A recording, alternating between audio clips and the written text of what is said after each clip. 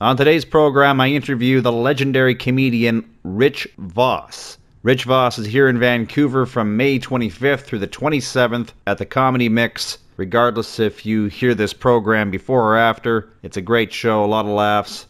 Rich Vos is best known from NBC's hit reality show, Last Comic Standing.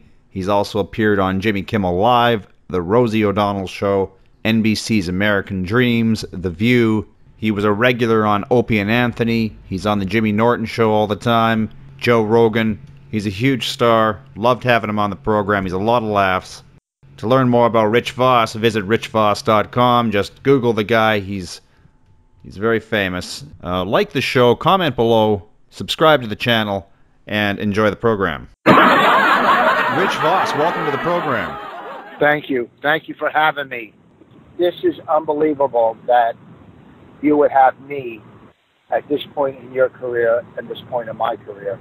And why would that be? Worlds collide. What's so important about this moment? Nothing at all. I'm just trying to make you feel good about yourself. And plus, my wife is Canada, so Rich, you're just cutting out. I can barely hear you. Okay, hold on. Perfect. Yeah. So for the audience, Rich is driving to New York City from Jersey. So if there's a little bit of static or if there's an accident, that's what's happened. I don't know the difference between being in my car using these dumb headphones or at home using these headphones. Maybe just you could hear my car running or, 18-wheelers zooming past me. That's pretty much it. It's like I'm talking to a friend in the seat next to me. Yeah, I hear you.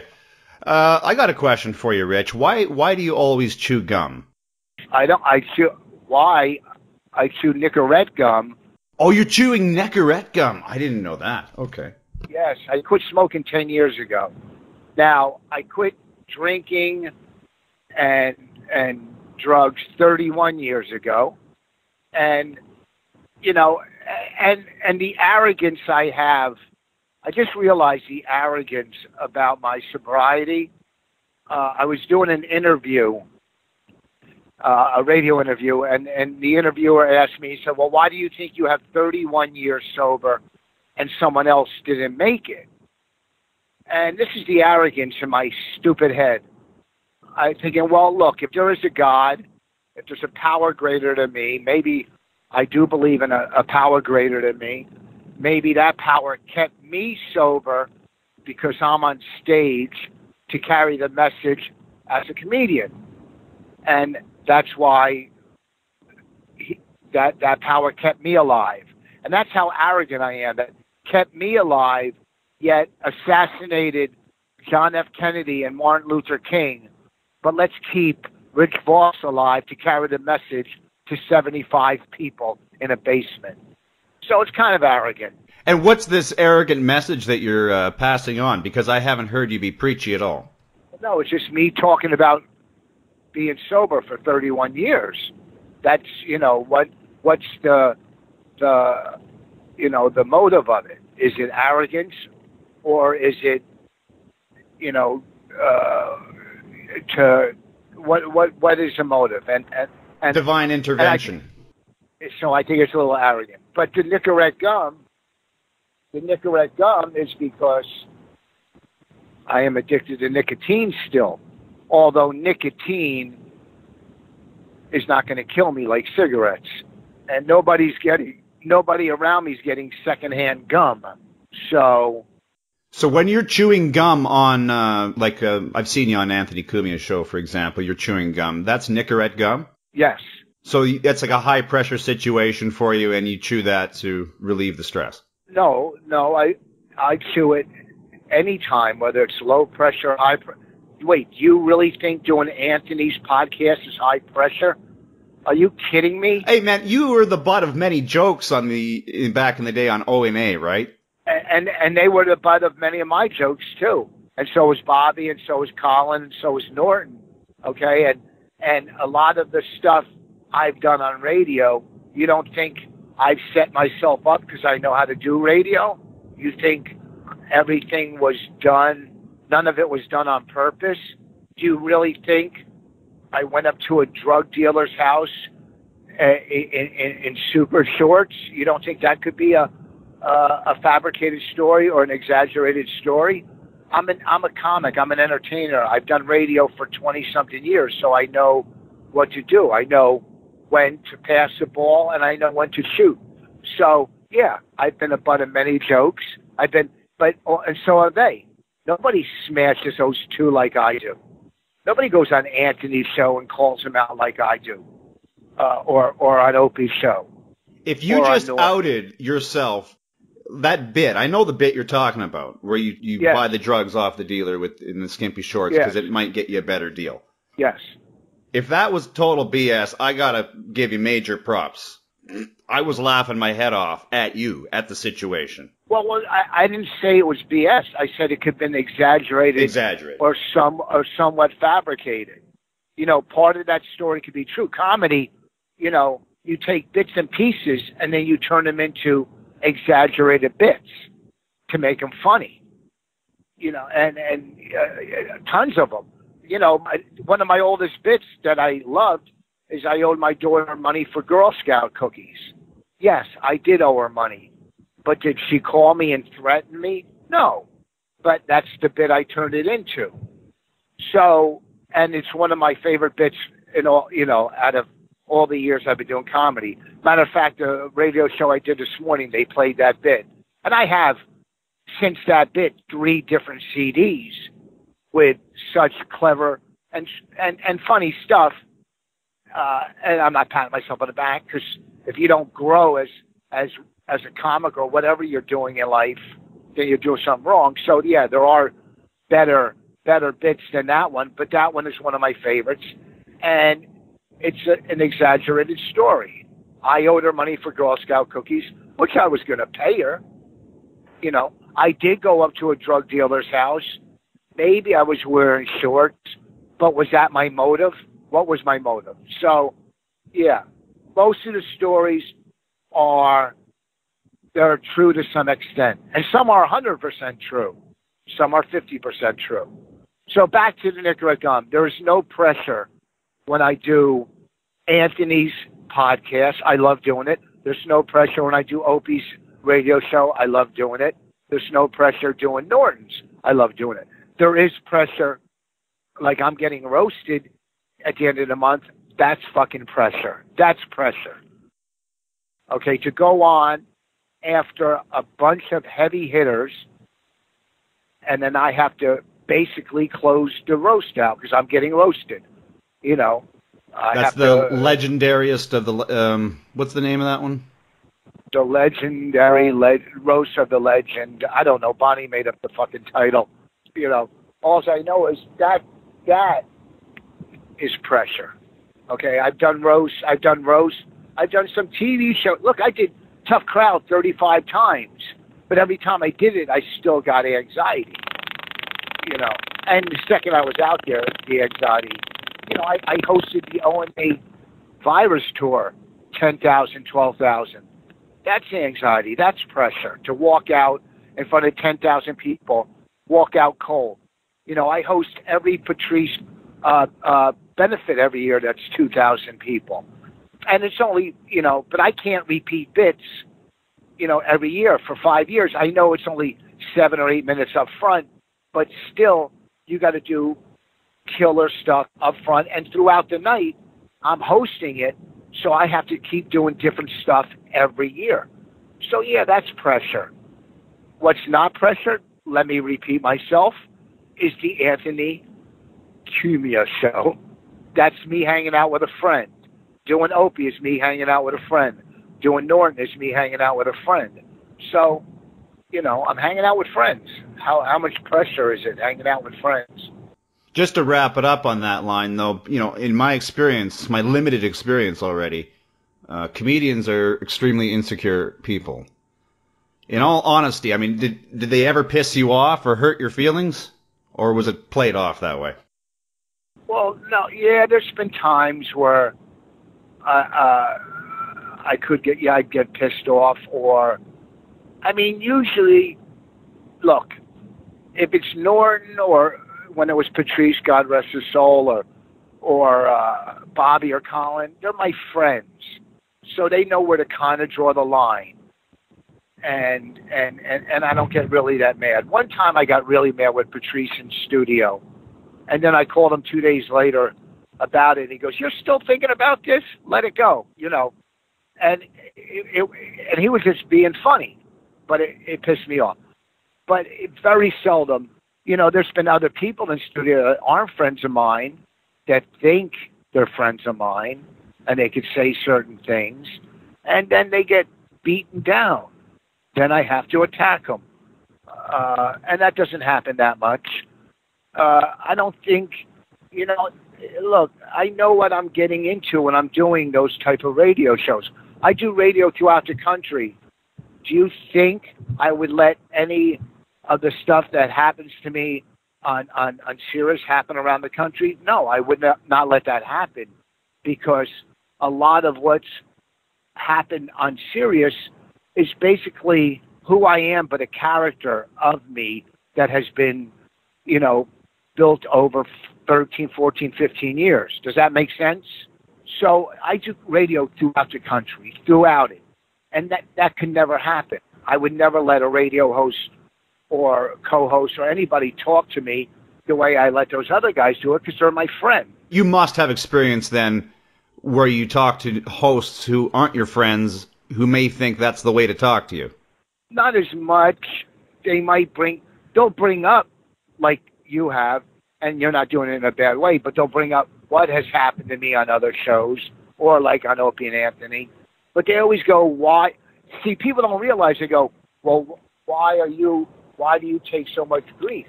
Well, everybody does. It's just that I've been on there as a guest more than anybody else. So it seems like, you know what I mean? Look, when Bobby was going on, you think they took it easy on Bobby? They don't take it easy on anybody. But I've been on there so many times, so it seems like I'm the one who gets it all the time. But I'm not going to, I'm going to fight back to the end. That's how I am as in life. Yeah. Bobby isn't Bob Kelly? Yeah. Yeah. So, I mean, he's taken tons of abuse, and such a funny guy, the nicest guy in the world. And he's going to be roasting you too. Yeah. So it's just that I've been on there more than anybody I've been on there from, since they were in New York on NEW. I was on Opie and Anthony before. I brought Patrice in. I was on before Norton. So yes, it seems like I'm the only one who gets it because I'm on so much. Okay, so you've been sober for 31 years. Were you funnier drunk or high, or are you funnier now? Of course I'm funnier now. I mean, 31 years later, if I didn't get any funnier in I don't even mean it as a comedian, as a trade, you're going to get better. Yeah. I mean as a general guy. Yeah, I'm funnier now. Yes, I'm funnier now. Well, I'm funnier now, and it has nothing to do with, it's just because I've lived more of life. I've had more experiences in life, in 31 years, from divorce, kids, bankruptcy, drug addiction, sobriety. So yeah, I'm going to be funnier and I know people better. I know what goes on around the world better. I was a funny guy when I was, drunk and high at the diner, but that was funny amongst civilians. Hey, he's funny, but I was funny in fourth grade. I was the second funniest in my class. Dennis was the first, but humor back then was just a mask to hide whatever pain I was going through, from my parents getting divorced. I was, in fourth grade. How do you deal with divorce in fourth grade? You put up a mask, you listen to comedy albums, you watch comedy on TV, and then you get to the root of it as you get older.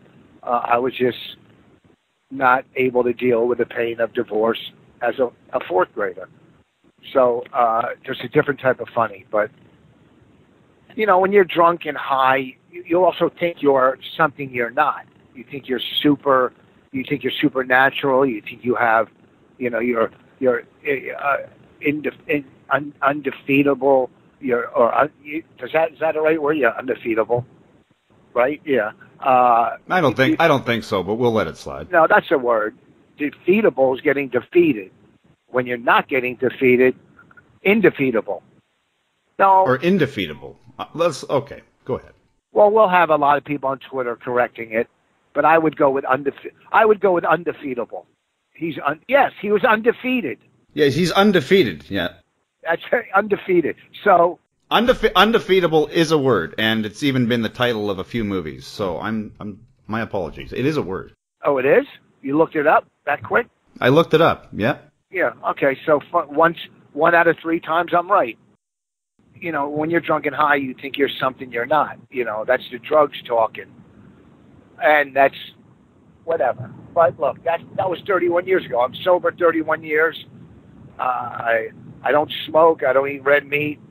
I play golf horrible. I used to be good. I can't hit a ball now. I went from middle 80s to I can't hit it. So it's driving me out of my mind. Because that's all I have to do when I'm on the road is play golf and work out. You're in good shape though, Rich. Why can't you hit the ball? Why can't you hit the ball anymore? Is it a psychological problem?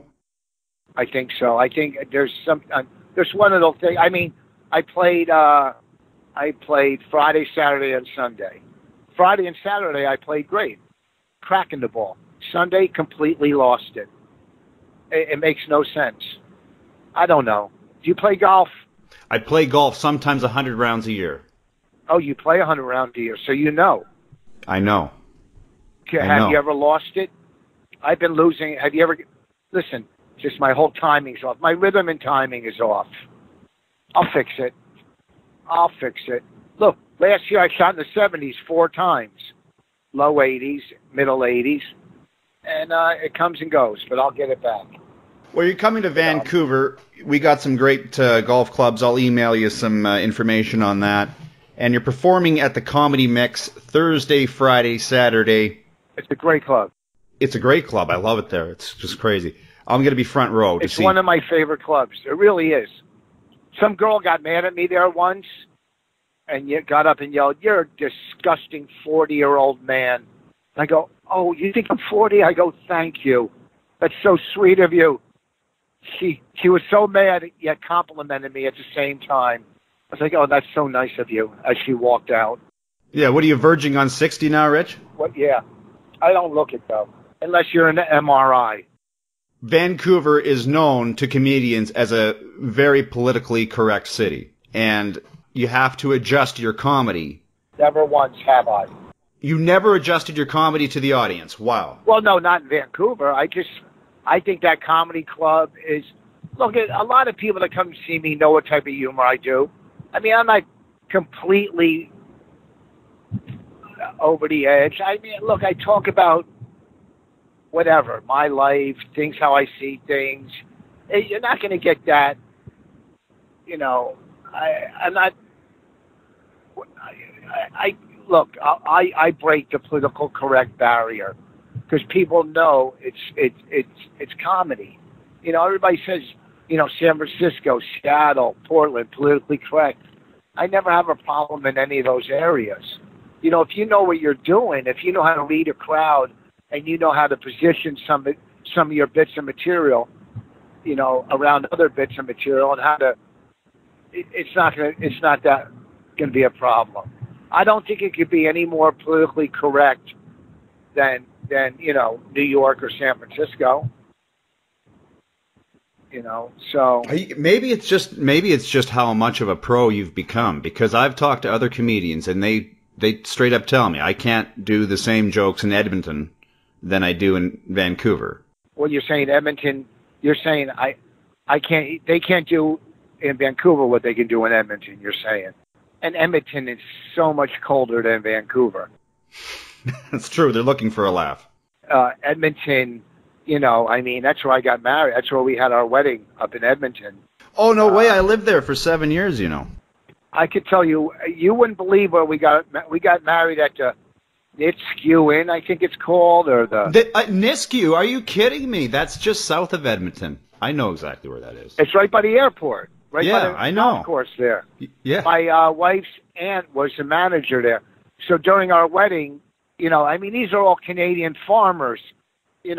at my wedding, they're there in flannel shirts and dungarees, and it's a hunting lodge. Half the people at the wedding party and the other people are dragging dead elk through the hallway, or dead deer or moose or whatever they hunt up there. But it was a lot of fun at the Nisku Inn. I know the Nisku Inn. That is fucked up, man. That's a hell of a weird place to get married, Rich.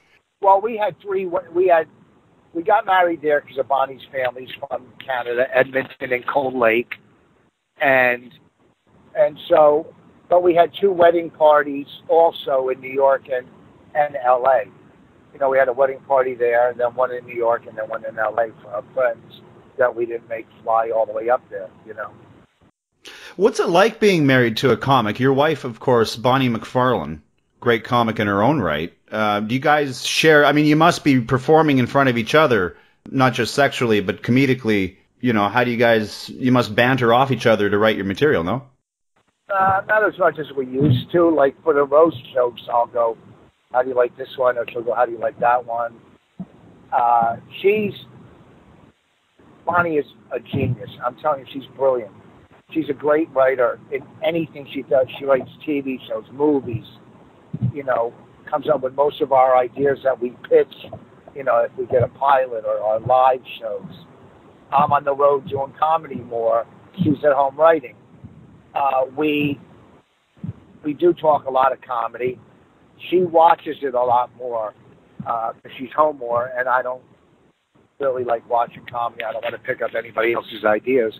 But, we're still married, and we still have, the hatred of a husband and wife towards each other. But what brings us together is when we could find the same person we both don't like, and we could attack them together as a couple. And that's what brings us close together, a common enemy. So being married to her is great. Bonnie's brilliant. I couldn't think of, she's funny.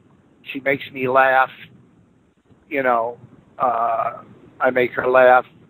But it's still, after 12 years, you still have your differences. I'm a self-centered narcissist, so it's hard to be married to me. And she's a crazy psychopath. So it's, it's two clashing, it's water and oil or whatever. And when I'm watching Rich Vos, am I watching Rich Vos or am I watching 15% Bonnie McFarlane's material? No, Bonnie doesn't write for me. Bonnie, maybe a joke or two she'll help me with. She might help me with one or two or give me some ideas, but you're watching me because, one, not only the material, it's you on stage. It's your cadence. It's your persona, your personality. Nobody is me. Nobody is Bonnie. Nobody is Norton. Nobody's Bonnie. But, you try, some people try to, copy certain comics. Like David Tell is a comic that people try to copy. Brian Regan, Mitch Hedberg, Rich Vos. We're the type of comics people try to copy. But you can't steal someone's persona and somebody's, their whatever, their being, their personality. Does that make sense? Their being, their I'll tell you what doesn't make sense is trying to be Mitch Hedberg. That's particularly impossible. And you know what? Those jokes aren't even funny unless you are Mitch Hedberg. It's true. Some are great. Some are brilliant. And some go, well, that's okay, but it's him doing it, so that's what makes it, makes it a great joke. What are your thoughts on Amy Schumer? You said you're careful not to watch other comedians. I don't have any thoughts on her. What are my thoughts? She's doing great. Good for her. She's, I don't, look, I'm not, she's in another level. I was never really close with Amy. I'm closer with Kevin Hart, Chris Rock. These are people I've worked with and done stuff for. I'm with Amy, sit at the Comedy Cellar table and talk here and there. I never hung out with her, or but I used to hang out with Kevin, and I've worked on so many projects with Chris. So I don't get into that whole, comedy police thing. That's not my. What does it do for me? It does nothing for me. It's just pure. It's not worth it. I'm not going to police the whole comedy community. Like Joe Rogan does. Well, I don't know if that's what he does. I've done his podcast twice. I don't think he polices the whole community. I think he just went after Carlos Mencia. I think he just had a beef with Carlos. I don't think Joe's going after everybody. Joe's got 10 million things going on in his life, with MMA and his podcast and going on tour. I don't think he has time to worry about what Joe Schmo is talking about. I don't know. I don't listen to podcasts. I know I've done his podcast twice, and I've known him for 25, 30 years, and he's always been a stand-up guy with me. I've always got along with him from day one before, he did any TV or, So I don't know how much patrolling he does. I doubt it's much. I know he did have a beef with Carlos, and he called him out. And also, too, when you're famous or financially stable, you can be more freely with your opinions. You know what I mean? You can't hurt Rogan. What? Too big. You can't hurt Amy. She's too big. You can't hurt, Maron. He's too big. How can you hurt these people? So why even try? Why even go after? What's the sense of it? Well, Bill Cosby was pretty big. You can take guys down. I mean, if there's nothing dirt on a person. That's different. That's different. That's complete. That's not comedy policing. That's real policing. What he did. That's not. That's not a bunch of comics going, hey, I was raping before you were raping. Yeah. There's a big difference. You're not going to jail for stealing. Mencia, whatever his name is. If he did steal bits, which I don't know, I don't follow that. I don't even know what he does on stage. Thank God, but he's not going to jail for it. There's no comedy prison. So what's the sense? If someone takes one of my bits clearly, one, like I said, they can't steal my persona. Two, they can't steal me as who I am. And three, most of my stuff has already been, up till now, everything has been on a CD or on TV. I got 5 CDs, so now I'm working on new material for my 6th CD or album or whatever you want to call it. So everything else I've done is already documented. So if someone does something, like, there is parallel thinking, 100%,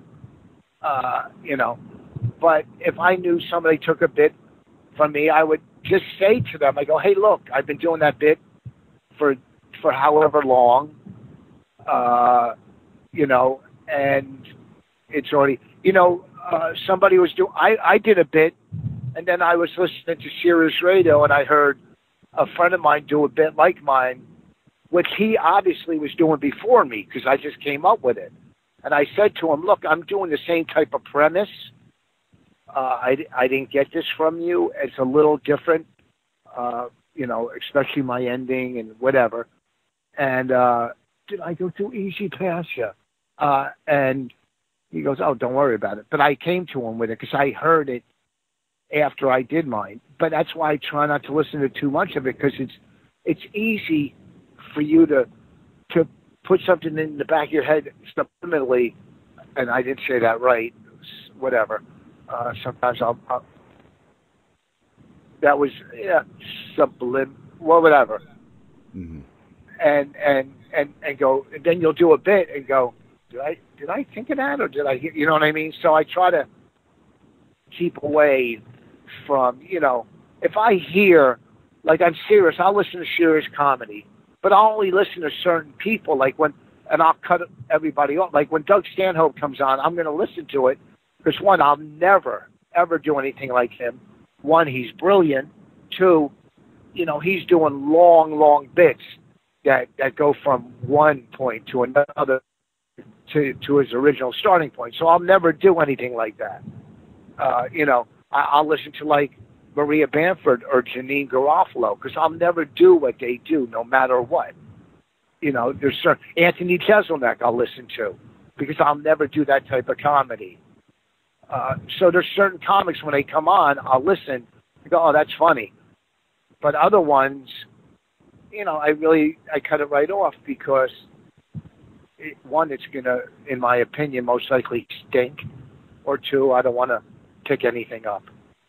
But certain top ones I'll listen to on radio. Let me ask you this. How do you prepare yourself for the show? You know, a lot of comedians smoke a little weed or they have a drink or two. Some do shadow boxing. I've heard it all. First of all, I used to do a bit. If a comic is shadow boxing before they go on, they stink. All right? If you were having heart surgery and you looked up and your surgeon was shadow boxing, get the fuck out of there. All right? All right? All right. And comics that run to the stage, they stink too. Nobody runs to work. Nobody can be that happy doing what they do for a living. You don't run to the stage like, oh, here I am. I know you all been waiting. Now go fuck yourself. Walk to the stage, you over fucking excited douchebag, and you're shadow boxing. I hope you knock yourself out. How do I get prepared? I go take a piss and I walk on stage. I take my before show piss, and that's how I get prepared. I don't get prepared. I don't watch. I try not to watch the other comics on stage because if I think they're no good and then the audience likes them, now I'm going to hate the audience for liking someone that stinks, in my opinion. And I'm sure there's people that watch me and go, oh, the audience likes him. He stinks too, you know. So I don't get prepared. You know, I take a piss and I walk on, and I you know, do what I got to do. Get prepared. How do I get fucking prepared? I go get a manicure. I go get a manicure and an angelfish enema. That's how I get prepared. How the fuck do I get prepared? Shut up. How do you get prepared for your podcast? Huh? What am I, the lion in the Wizard of Oz? You know, getting a makeover, getting a mental makeover. How do I get prepared? You know how I got prepared for this? I put in my earphones. That's how I got prepared. All right. Now, I might take some anxiety medicine too, but go ahead. Well, you can't take drugs. I know that. Well, I can take what I'm prescribed as long as I don't. Oh, you can get prescribed Ativan and Percocet and all that shit. As long as I don't melt it down and shoot it, I'm okay. Yeah, right. That's always the risk. If we break up, I'm going through the tunnel now. As it gets dark into the tunnel, so does our conversation. Your thoughts on the ISIS-claimed attacks in Manchester, the Ariana Grande concert, an 8-year-old kid dead, 22 dead, maybe 23 now? It's the same thoughts of any decent human being. It's horrific. It's horrific, and it has to stop. I don't know how it's going to stop, but it's horrific. And it's not Israel doing this. Let me tell you that. It's not Israel. Okay? So I'm not going to get political, but yes, it's horrific. It kind of brought tears to my eyes when I was reading it last night. And I'm very, you know, I don't get too emotional, but there were little tears when I was reading this last night. It's disgusting, and I don't know how there's going to be an end put to all this. But it's out of control in Europe, in France, in England, in wherever these attacks are happening. And any decent human that can't feel, you know, it's just, look, there's a line to me that I draw when it comes to comedy, and there's already people on Facebook writing stuff and jokes. You know, look, some comics go, there's no line, but you know what? Read those jokes if you're one of the parents of those kids. You know, you know, read those jokes if you're a boyfriend or a girlfriend. You know, there's certain times to be funny, and there's certain times where you go, hey, you know what, this is fucking horrific. And that's just my opinion. I'm not speaking for every comic. So my thoughts are, it's just another horrific attack, and there's got to be an end to it somehow. And remember, all you anti-Semitic and anti-Israel people out there, this is not Israel doing this. This is not America doing this. This is not Canada doing this. Okay, you know who's doing it. And, you know, quit being so politically correct and so, hey, you know, whatever. Just somebody find a way to put an end to this bullshit. It's really out of control. You mentioned Israel a couple of times there. You are Jewish. Does that make a difference to you as a comedian? Does it matter? I mean, I wouldn't even have known you were Jewish, frankly, by your last name, Vos. Well, I mean, I don't look it. I got tattoos. Does what make a difference to me as a comic being Jewish, or what goes on around the world? Do you find that being a Jew makes a difference, in, you know, versus not being one? I don't know. No. Look, if I feel there's an anti-Semitic or someone in the audience, I'll call them out. And you know, look, a lot of the anti-Jewish shit, just like anti-black or anti-gay, it's just bullshit propaganda that, you know, that has been exploited. You know, when you say Jews run the country, I'm talking America now, not Canada. When they say Jews run the country, it's 3% of us, 3% in this country. Let's say we did run the country. That doesn't make the other 97% look too fucking smart, does it? 3%. We don't run the country. Yes. Guess what? We have a big stronghold in the entertainment business. And guess what? In a capitalistic society, that's the business a lot of Jews have chosen and have succeeded in. You don't ever yell. People never go, well, the Germans make the best cars, you know, or look at the Japanese making all those. No one ever cares or brings that up. It's always the Jews run the entertainment business. Well, guess what? Fucking, if you're black or Catholic or whatever, start your own entertainment business. Start your own studios. Build your own distribution companies. You know, so that's all bullshit. The Jews don't run the country, but believe me, they won more fucking Nobel Prizes in medicine per percentage of people than anybody else in this goddamn world. They've cured more diseases than anybody else. And if you're laying on a fucking hospital table ready to have heart surgery, you better pray there's a Star of David hanging in your fucking face. Or if you're in court ready to face 10 years, you better pray your lawyer's last name ends in Steen. All right? So all this other bullshit is just propaganda bullshit. Does that make sense what I just said? Because you didn't comment on it.